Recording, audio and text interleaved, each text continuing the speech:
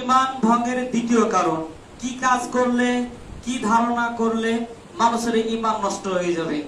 কোরআন এবং হাদিস থেকে বলার চেষ্টা করব ইনশাআল্লাহ। ওমা তাওফীক ইল্লা বিল্লাহ।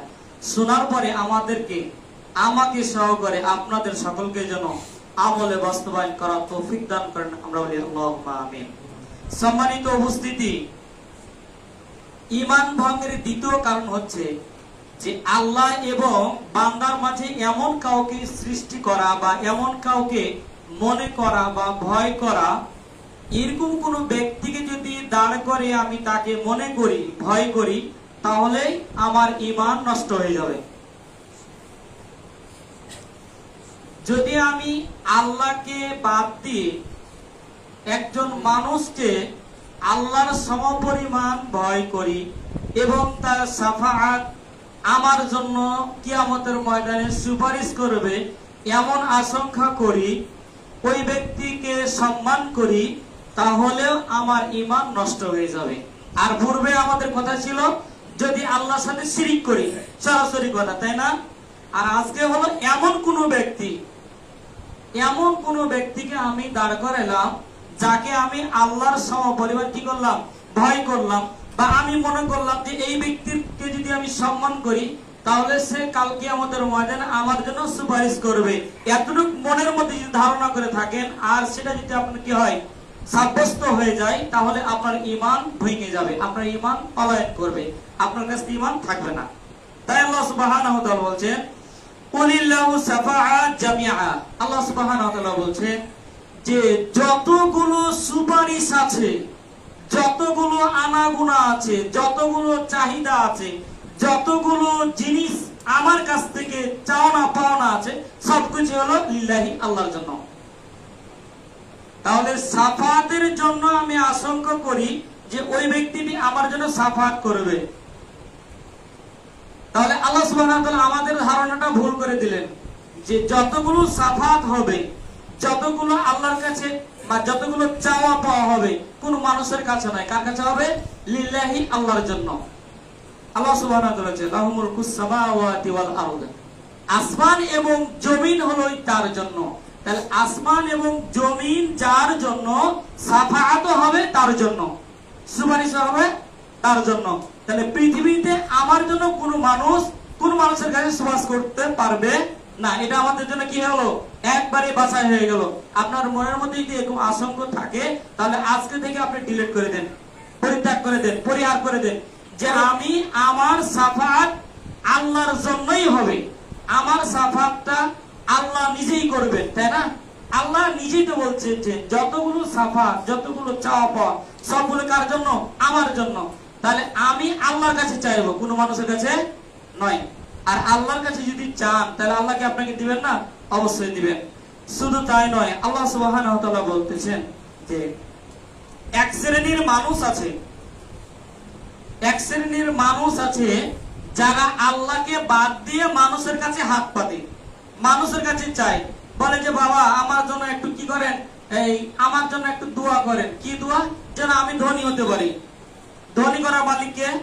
আল্লাহ। বলে যে বাবা আমার সন্তান হয় না, আমার জন্য একটু দোয়া করেন, আমাকে একটু দোয়া করে দেন যাতে আমার সন্তান হয়। তাহলে এটা কার জন্য হলো? বান্দার জন্য, তাই না? তো এক শ্রেণীর মানুষ আছে যা আল্লাহকে বাদ দিয়ে মানুষের কাছে শাফাআত করে, মানুষের কাছে চায়, তাই না? ফের আবার এটা মনে করে নিয়েন না যে একদম দরিদ্র মানুষ আমাদের কাছে এসছে একটু সাহায্যের জন্য, তাকে কি চাওয়া মনে করবেন? এটা ফের আবার মনে করিয়েন না। কথা বুঝতে পেরেছেন? এটা হলো ওই চাওয়া নয়। যেমন সন্তান হয় না, আপনি সন্তান কাছে চেয়েছেন, বাবার কাছে গিয়ে চেয়েছেন, তাই না? আপনার ধন সম্পদের কমি হয়ে গেছে, খুব বিপদে আছেন আপনি, তাবিজ যদি গলায় ঝুলিয়ে দেন তাহলে বিপদ আপনাকে ছুঁতে পারবে না। ধারণা করলেন, শাফাআত করলেন কার কাছে? মানুষের কাছে, আল্লাহর কাছে নয়। আল্লাহ এই জিনিসটা বলছে যে এক শ্রেণীর মানুষ আছে যারা আমাকে বাদ দিয়ে অন্য মানুষের কাছে কি করে? চাই। সে কথাটা আল্লাহ সুবহানাহু ওয়া তাআলা বলেন ওয়া ইয়াবুদুনা মিন দুনিল্লাহি মা লা ইয়াদুররুকুম ওয়া লা ইয়ানফাউকুম ওয়া লা ইয়ানফাউহুম। আল্লাহ সুবহানাহু ওয়া তাআলা বলতেছেন যে তারা এমন এক জাতের ইবাদত করে, মানুষ, এক শ্রেণীর মানুষ যারা এমন এক জাতের, এমন এক শ্রেণীর মানুষের ইবাদত করে যারা তাদের কোনো উপকারও করতে পারে না, তাদের কোনো ক্ষতিও করতে পারে না। এক শ্রেণীর মানুষ ইবাদত করে। কার? এমন এক ইবাদত, এমন এক আল্লাহর এমন এক বান্দা, যে বান্দাটা, যে গোলামটা তাদের কোনো উপকার করতে পারে না, তাদের কোনো ক্ষতি করতে পারে না। অর্থাৎ হলো যে মূর্তি, মূর্তির সামনে যদি আপনি খাবার রেখে দেন, মূর্তির সামনে যদি আপনি সিজদা করেন, তাহলে ও কি আপনার ক্ষতি করতে পারবে? সিজদার মধ্যে যদি ভুল হয়ে যায় তো ওকে বলে দিতে পারবে? সিজদা করলেন না, আপনি দাঁড়িয়ে থাকলেন, ও কি আপনাকে থাপ্পড় দিয়ে সংশোধন করিয়ে দিতে পারবে? পারবে না। তাহলে ও আমাদের কোনো ক্ষতিও করতে পারবে না, ও আমাদের কোনো লাভও করতে পারবে না।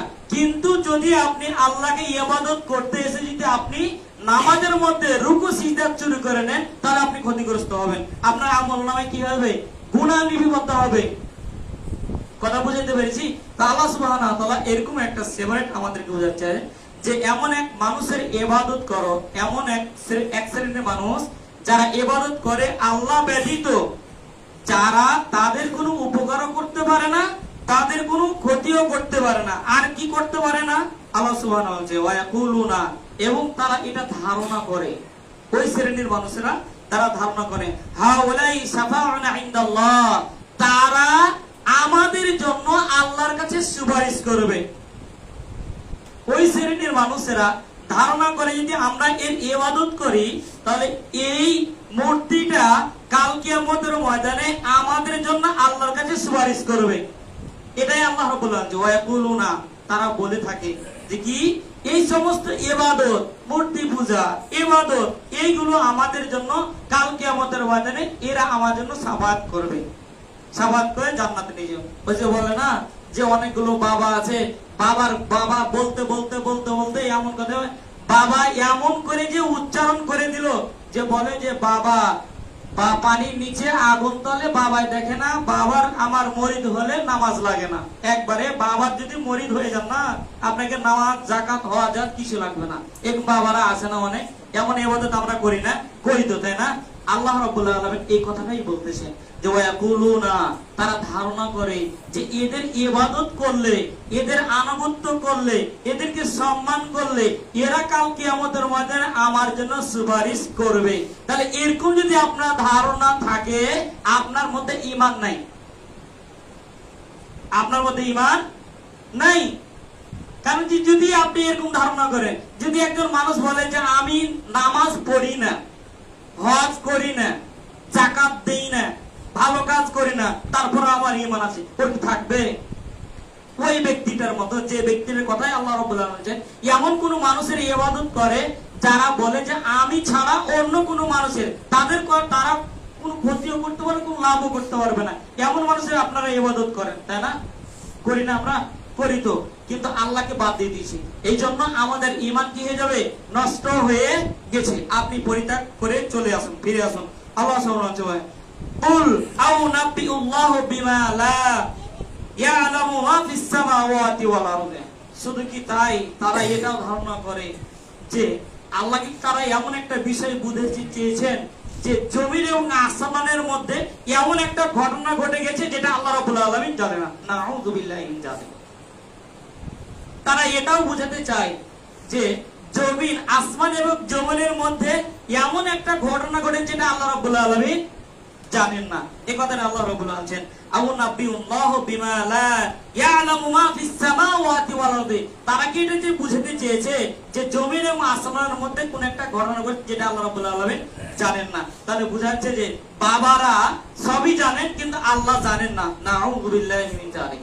তাহলে আপনার এরকম যদি ধারণা থাকে, আপনার ঈমান আপনার কাছে নেই, আপনাকে ঈমানদার হতে হবে।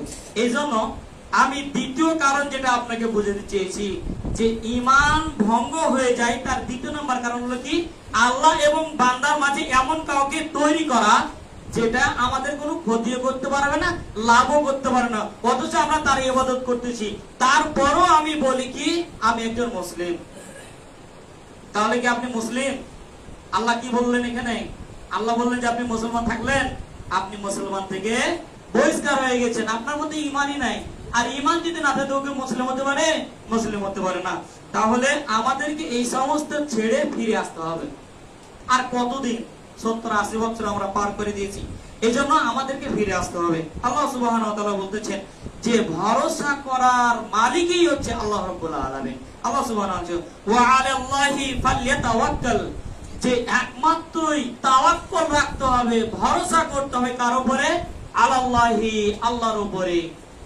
একমাত্র ভরসা রাখতে হবে আল্লাহর উপরে, যে আল্লাহ আমাকে খাদ্য দিচ্ছেন, আল্লাহ আমাকে চলার শক্তি দিয়েছেন, আল্লাহ আমাকে বলার শক্তি দিয়েছেন, আল্লাহ আমাকে অমুক দিয়েছেন, আল্লাহ আমাকে তুমুক দিয়েছেন।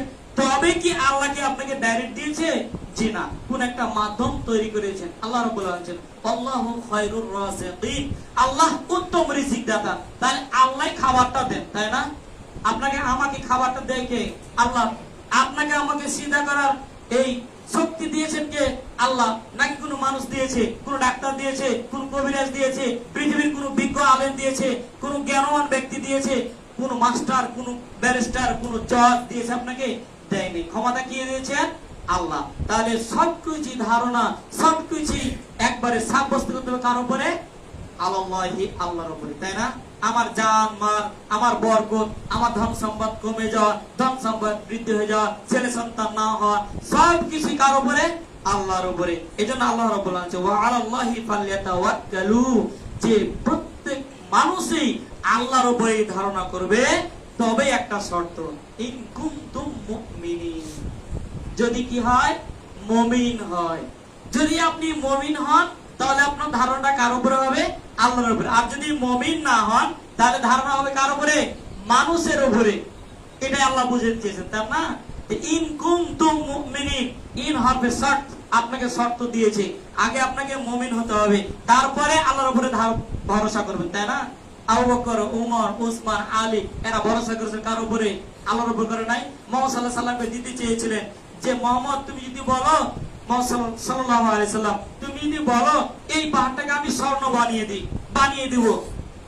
মুহাম্মদ সাল্লাল্লাহু আলাইহি সাল্লাম চেয়েছিলেন, চান নাই। কি কার উপরে ধারণা করেছিলেন? আল্লাহর উপরে বিশ্বাস করেছিলেন যে যে আল্লাহ আমাকে সৃষ্টি করেছে সে আল্লাহ আমাকে দিবে, আমি এই সম পরিমাণ স্বর্ণ আমি পেতে চাই না, তাই না? আল্লাহ রাব্বুল আলামিন বলছেন যে ইন কুনতুম মুমিনিন, তাহলে মুমিনেরাই আল্লাহর উপরে কি করে? ভরসা করে। আর মুমিনে আল্লাহর কাছে চায়। আল্লাহ সুবহানাহু ওয়া তাআলা তারপরে আয়াতে বলছেন ইন কুনতুম আমানতুম বিল্লাহি, যদি তোমরা আল্লাহর প্রতি ঈমান আনয়ন করে থাকো, ফালইয়াতাওয়াক্কাল ইন কুনতুম মুসলিমিন, এবং তোমরা আল্লাহর উপরে তাওয়াক্কুল করবে। আর তাওয়াক্কুল করে কারা? মুসলিমেরা। যদি তোমরা ঈমান আনয়ন করে থাকো তাহলে আল্লাহর উপরে ভরসা করো। আর আল্লাহর উপরে ভরসা করে কারা? মিনাল মুসলিমিন, মুসলিমেরা। মুসলিম ব্যতীত আল্লাহর উপরে কেউ কোনো মানুষই ধারণা করে না, তাই না? ফেরাউন ছিল একজন মুসলমান। ফেরাউন কি ছিল? মুসলমান ছিল, কিন্তু মুসলিম ছিল না। কেন? যে সে আল্লাহকে জানতো যে আল্লাহ আছে, হাসর নাসর হবে এটা জানতো, কিয়ামত হবে এটাও জানতো, কিন্তু বিশ্বাস করতো না। আল্লাহ রাব্বুল আলামিন বলছেন ইন কুনতুম মিনাল মুসলিমিন, যে মুসলিমেরাই আল্লাহর উপরে কি করবে? ভরসা করবে আর আল্লাহকে বিশ্বাস করবে। আল্লাহ সুবহানাহু ওয়া তাআলা বলছেন কুল হাসবিয়াল্লাহ, আল্লাহ রাব্বুল আলামিন বলতেছেন যে হে নবী আপনি বলুন যে আল্লাহর পক্ষ থেকে সবকিছু হয়ে থাকে, সবকিছু ফয়সালা আল্লাহর পক্ষ থেকেই হয়ে থাকে। ইয়াতাওয়াক্কাল বিল মুমিনিন, আল্লাহ রাব্বুল আলামিন বলছেন যে যে ভরসা করে একমাত্রই মুমিনেরাই, মুমিনেরাই একমাত্র ভরসা করে। তাহলে সবকিছু আয়াত দ্বারা আমি আপনাদেরকে বুঝাতে চেয়েছি যে ভরসা যদি আল্লাহর উপরে না থাকে আপনার ঈমান আপনার কাছ থেকে পলায়ন করবে। আপনার মধ্যে ঈমান নাই, আপনি হাজারো যদি বলেন যে আমার মধ্যে ঈমান আছে, আমার আপনার মধ্যে ঈমান নেই। যেমন আপনি উদাহরণ দিলাম যে ফেরাউন কি একজন মুসলমান ছিল, কিন্তু ওদের মধ্যে আর আমাদের মধ্যে পার্থক্যটা কি? ও 5 ওয়াক্ত সালাত আদায় করতো না, আল্লাহর উপরে বিশ্বাস করতো না। আর আমরা 5 ওয়াক্ত সালাত আদায় করি, আল্লাহ ধর্মকে বিশ্বাস করি এবং আল্লাহকে যথাযথভাবে মানি। এই জন্য আমরা কি মুসলিম। আর ওর থেকে আমাদের থেকে পার্থক্য হয়ে গেল। রাসূল সাল্লাল্লাহু আলাইহি ওয়াসাল্লাম বলছেন যে মুসলমান এবং কাফেরদের মধ্যে পার্থক্যটা কি? সালাত পরিত্যাগ করে দেওয়া। তাহলে আপনি বলেন তো যে আপনার যদি মসজিদে সালাত না থাকে তাহলে কি আপনি মুসলমান হতে পারবেন, মুসলিম হতে পারবেন? কিভাবে আপনি দাবি করবেন যে আমি মুসলিম? কোশ্চিন কালো হতে পারে না। যদি হতো তাহলে ফেরাউন মুসলিম হয়ে যেত, নমরুদ মুসলিম হয়ে যেত। তারা মুসলিম ছিল না, তাদের আকীদা ঠিক ছিল না, তাদের আখলাক ঠিক ছিল না, তাদের চরিত্র ঠিক ছিল না, তাদের চলন ফিরন ঠিক ছিল না। আর ওর মাঝে আর আপনার মাঝে একটু বিক্লেস করে দেখেন যে ওর মাঝে আর আমার মাঝে পার্থক্যটা কি আছে। সম্মানিত উপস্থিতি, তাহলে আমরা ঈমান ভঙ্গের দ্বিতীয় কারণ জানলাম যে আল্লাহ বাদ দিয়ে, মানুষের বাদ দিয়ে এমন একটা মানুষকে মাঝখানে দাঁড় করে দেওয়া যাকে বিশ্বাস করা, তাই না? এটাই হলো ঈমান ভঙ্গের দ্বিতীয় নাম্বার কারণ। এবার আসেন ঈমান ভঙ্গের আরেকটা কারণ আছে, অনেকগুলো কারণ আছে, ধীরে ধীরে ইনশাআল্লাহ বলবো। আরেকটা কারণ হলো যে আল্লাহ সুবহানাহু ওয়া তাআলা বলতেছেন যে ইন্নামাল মুশরিকুনা নাজাসুন, যেটা একটু আগেই কথাটা চলে গেল যে ফেরাউন যদি কি হতো, মুসলিম হতো, তাহলে সে কি হতো, জান্নাতে বা মুসলিম মুসলিম বলে পরিচয় হতো।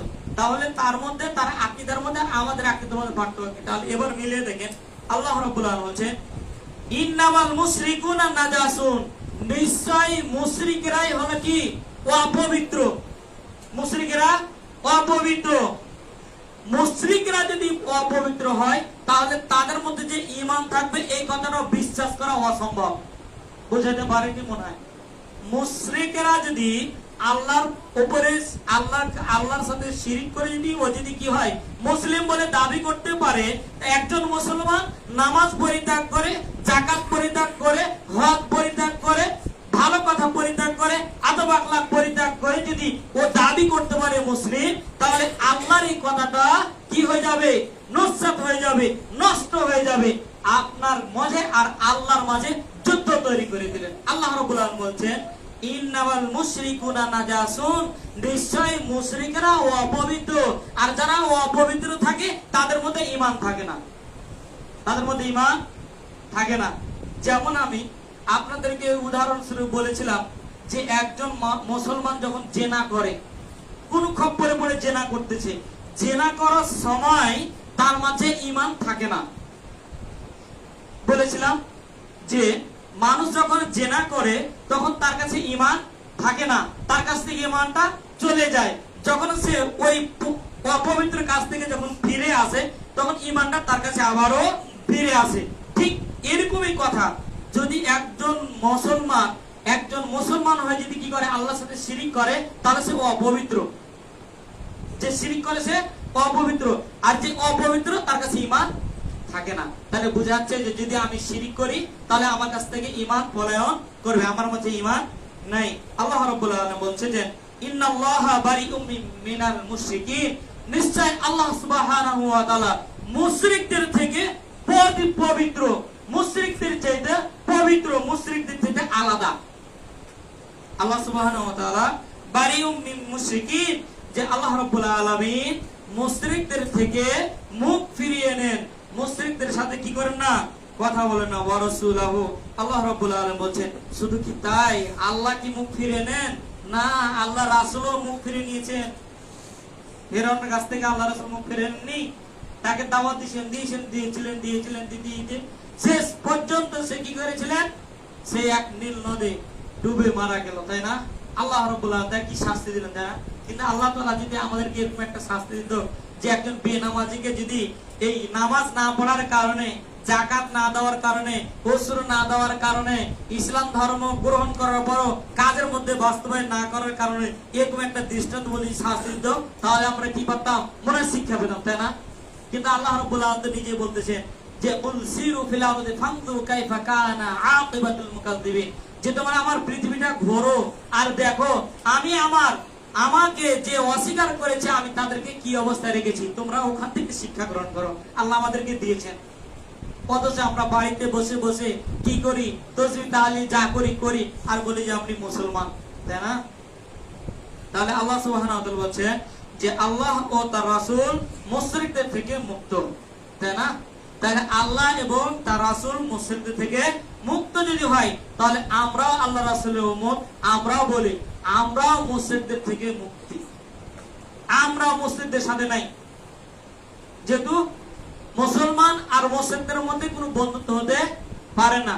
ঠিক এরকমই একটা বিধান আপনাদেরকে ইতিপূর্বে বলা হয়েছিল যে স্বামী আর স্ত্রী দুইটার কথা উদাহরণ দেওয়া হয়েছিল।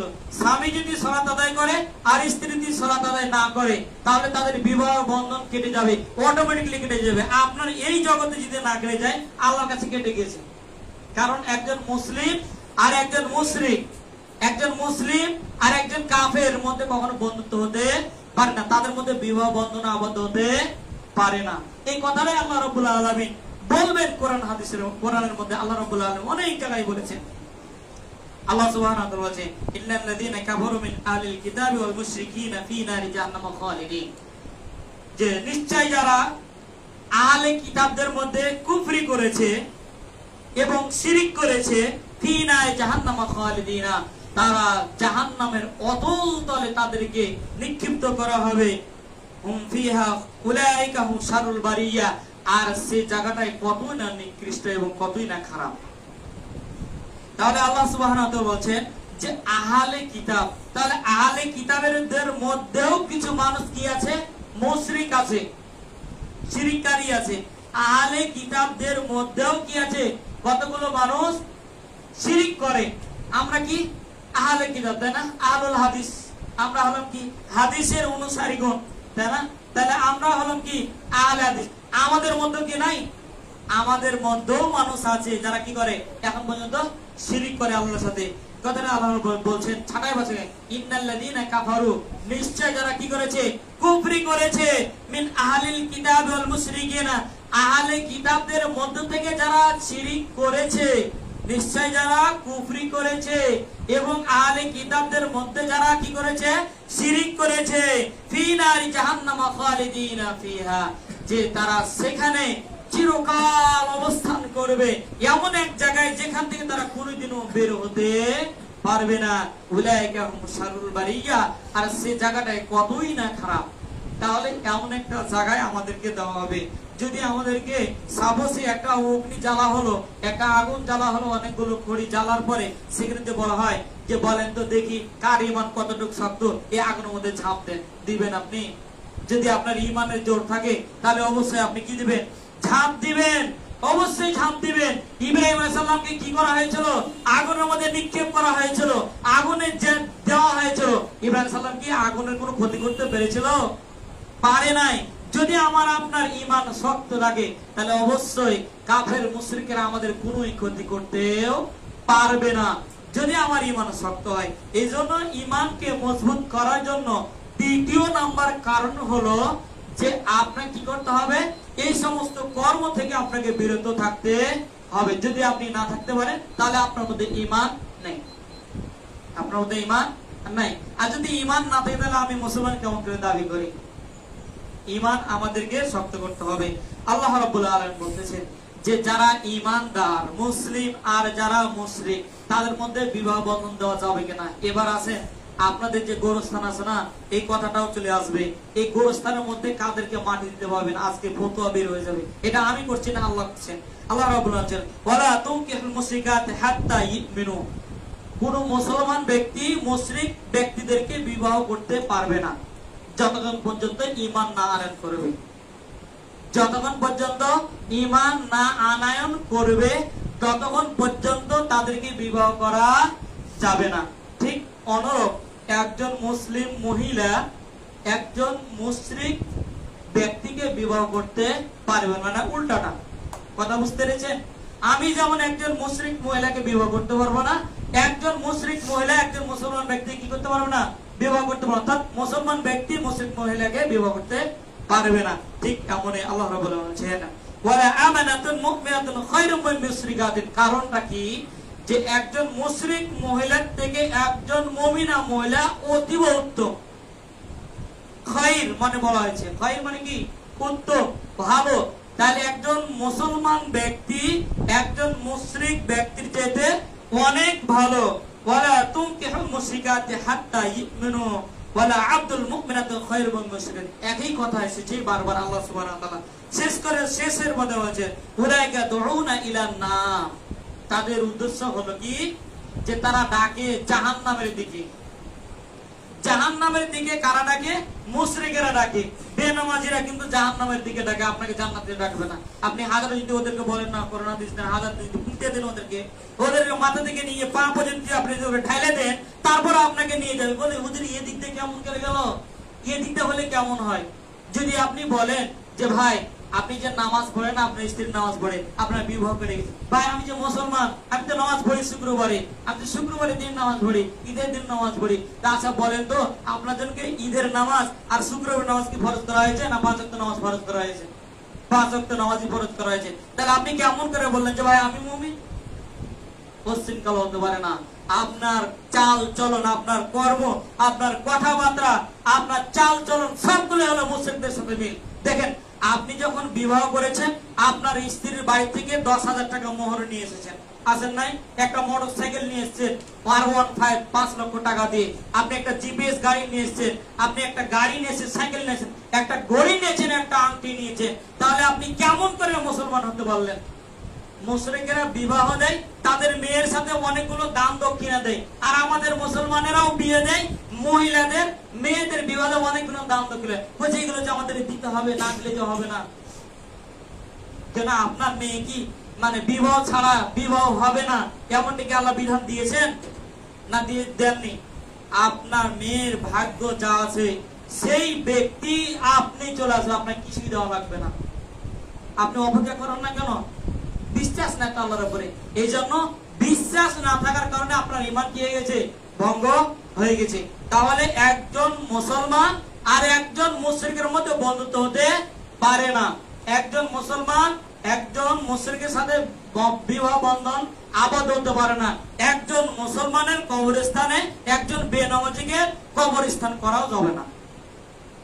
একজন মুসলমানের কবরে একজন বেনামাজি ব্যক্তিকে কবর দেওয়া যাবে না। একজন মুসলমান ব্যক্তি একজন মুশরিকের সাথে বন্ধুত্ব স্থাপন যদি করতে না পারে, একজন মুসলমান একজন বেনামাজির কবরস্থানে কেমন করে ঘুমাইতে পারে? এটা আমার কথা নয়, এটা আল্লাহর কথা। আপনি দেখেন আল্লাহ সুবহানাহু ওয়া তাআলা সূরা বাকারা 121 নম্বর আয়াতে, আপনি তাফসীর দেখবেন, মারিফুল কোরআন আপনি খুলে দেখবেন, তাফসীর খুলে দেখেন, আপনি এই কথাটা বলা হয়েছে যে একজন মুশরিক মহিলার সাথে যদি বিবাহ বন্ধনে আবদ্ধ হওয়া না যায়, তাহলে একজন মুসলমানের কবরস্থানে একজন বেনামাজিকে মাটি দেওয়াও যাবে না। তাহলে এখন বলেন যারা নামাজ পড়েন না, এই কবরস্থানে কি আপনি মাটি দিতে পারবেন? শুধু মাটি নয়, ওদের কোনো খোঁজ খবর রাখা যাবে না। মরে গেছে মরেই থাকো, পশু প্রাণীর মতো। পশু প্রাণী যখন মরে যায় তখন তার কোনো খোঁজ খবর রাখা হয় না। ওকে মাটি দিতে হবে বা পুঁতে দিতে হবে বা কোথায় ফেলতে হবে, এরকম কোনো খোঁজ খবর রাখা হয় না কিন্তু, তাই না? তো ঠিক এরকমই বিধান একজন বেনামাজির। আপনি নামাজ পড়েন না, আপনাকে আমি অনেকবার বলেছি ভাই আপনি নামাজ পড়েন, দাদা আপনি নামাজ পড়েন, আপনি আল্লাহকে ডাকেন, আপনার রিজিক কমে গেছে, আপনি আল্লাহর কাছে চান, সিজদায় পড়ে যান, আল্লাহ দোয়া খেরাত করেন, আল্লাহর কাছে চান, আপনার আল্লাহ রিজিক বা বৃদ্ধি করে দিবে, তিনি কোনো বরখলাপ করেন না। তাহলে একজন মহিলা যদি আল্লাহর কাছে, ওকে আল্লাহ দিবে না? অবশ্যই দিবে। তো খালি একবার জোরের সময় আসলেন, জুমার দিন আসলে এসে বললেন আল্লাহ আমার ধন সম্পদ কমেছে, আল্লাহ তুমি আমার ধন সম্পদ বাড়িয়ে দাও, আল্লাহ তুমি আমার বিবাহ বাচ্চাকে ভালো রাখো, আল্লাহ তুমি আমার জানে মালে বরকত দিয়ে দাও। আল্লাহ কি আপনাকে একদিনই দিয়ে দিবে? আমি সাহস এটা আপনাকে বোঝানোর জন্য বলছি যে গাছ রোপণ করলেন, আপনি বীজ রোপণ করলেন, রোপণ করে কি আপনি ছেড়ে দিয়েছেন নাকি ওর পরিচর্যা করেছেন? ওকে সময় মতো পানি দিয়েছেন, সময় মতো আগাছা পরিষ্কার করেছেন, তাকে ধজি দিয়েছেন, মানে আপনার ওই যে বাঁশ দিয়েছেন, দিয়ে চেড়েছেন, তাই না? এরকম পরিচর্যা করার পরে যখন বিস্তার লাভ করেছে, তারপরে এখন বলছেন যে আমার কাছে ফল দিবে। ফল ধরেছে, ফুল ফুটেছে, ফল ধরেছে, আপনি ফল সেই ফল ভক্ষণ করছেন। তাহলে আপনাকে কি করেছেন? পরিচর্যা করেছেন। তাহলে আপনি আল্লাহকে সিজদা করেন আগে, একদিন করে এসে কি আপনাকে আল্লাহ দিয়ে দিবে? জীবন দিবে না ভাই। আপনাদেরকে আমি অনেকবার বলেছি আপনারা পরিবর্তন হন। আমি শুধু বলি যদি পরিবর্তন হয় তাহলে তো এই দেশে কিন্তু শান্তি ফিরে আনা সম্ভব নয়। যদি আপনি আপনার পরিবারকে শান্তি ফিরিয়ে আনতে চান, ইসলামের দৃষ্টি তাদের মধ্যে দেন, ইসলামী শিক্ষা তাদের মধ্যে দেন, দিন ধর্মের কথা তাদের সাথে আলাপ আলোচনা করেন, তাদেরকে বুঝান যে বাবা মা এই কাজটা করা অন্যায়, এই কাজটা করলে আল্লাহ ভালোবাসেন। যদি তুমি মানুষকে ভালো কথা বলো, আল্লাহ তোমাকে ভালোবাসবে। শুধু ভালোবাসবে না, তোমাকে এমন একটা নেকি দিবে যে মানুষ সাদকা করলে যত সম পরিমাণ নেকি পাওয়া যায়, ওই সম পরিমাণ তুমি নেকি পাবে। মা বাবা আপনি বুঝান আপনার ছেলেকে, আপনার স্ত্রীকে বুঝান, আপনার মেয়েকে বুঝান, আপনার পরিবারকে বুঝান। আপনার পরিবার যখন বুঝে যাবে, তার প্রতিবেশীকে আপনি বুঝান, আপনার প্রতিবেশীকে বুঝান। প্রতিবেশীর সাথে কখনো বিভেদ করবেন না।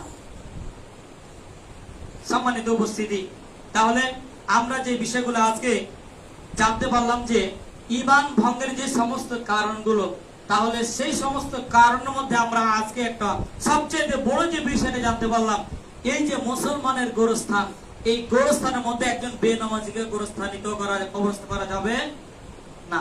এখন মনে করেন যদি আমি এখানে উপস্থিত থাকি আর যদি কেউ আমার এই মুসল্লির মধ্যে দেখা যায় যে বেনামাজি মারা গেছে, আর আমি যদি উপস্থিত থাকি, তাহলে আমি দেখবো কে ওকে মাটি দেয় এই গোরস্থানের মধ্যে। আমি আজকে বললাম এই কথাটা, আমি এতদিন খালি আশাই ছিলাম যে পয়েন্টটা কখন আসবে আর আমি কখন বলতে পারবো। তো আজকে যখন বলে চলে এসেছে, আমি বলে দিলাম যে নামাজ পড়া ছাড়া জুমার নামাজ পড়েন আর ঈদের নামাজ পড়েন, এরকম ব্যক্তি খালি মরে দেখেন, আর আমি যদি উপস্থিত থাকি ওই কবরস্থানে আপনার কবর দেখে তা দেখবো। ইতিপূর্বে যা হয়ে গেছে হয়ে গেছে। আমি আজকে আপনাদেরকে সংশোধন করার জন্য, ফিরিয়ে আনার জন্য অনুরোধ করছি, করজোরে আপনাদেরকে বলছি, ইতিপূর্বে যা করেছেন, আমি যা করেছি, আপনি যা করেছেন, সব পরিত্যাগ করে আপনি আল্লাহর দিকে ফিরে আসুন, পাঁচ ওয়াক্ত সালাত আদায় করুন, আপনার মালে যাকাত দেন, মানুষদেরকে ভালো কাজ করার জন্য উদ্বুদ্ধ করেন, মানুষকে খারাপ কাজ থেকে বিরত রাখেন, কাজ্জা বিবাদ ফাসাদ হলে আপনি সেখানে গিয়ে মীমাংসা করে দেন। এরকম আপনি জিনিস আপনার অঞ্চলের মধ্যে সৃষ্টি করে দেন, দেখবেন আপনার অঞ্চলের মধ্যে যে শান্তিটা ফিরে আসবে, অন্য কোনো অঞ্চলের মধ্যে সেই শান্তিটা আর কোনোদিনও ফিরে আসবে না। আল্লাহ সুবহানাহু ওয়া তাআলা আমাদের সকলকে যেন আমলে বাস্তবায়ন করার তৌফিক দান করেন। আমরা বলি আল্লাহুম্মা আমিন। আল্লাহ তুমি আমাদেরকে, আমাদের সকলকে তুমি ঈমানে, আমলে বরকত দিয়ে আমাদের এই গ্রামবাসীকে তুমি রহমত দ্বারা পরিপূর্ণ করে দাও। বলি আল্লাহুম্মা আমিন।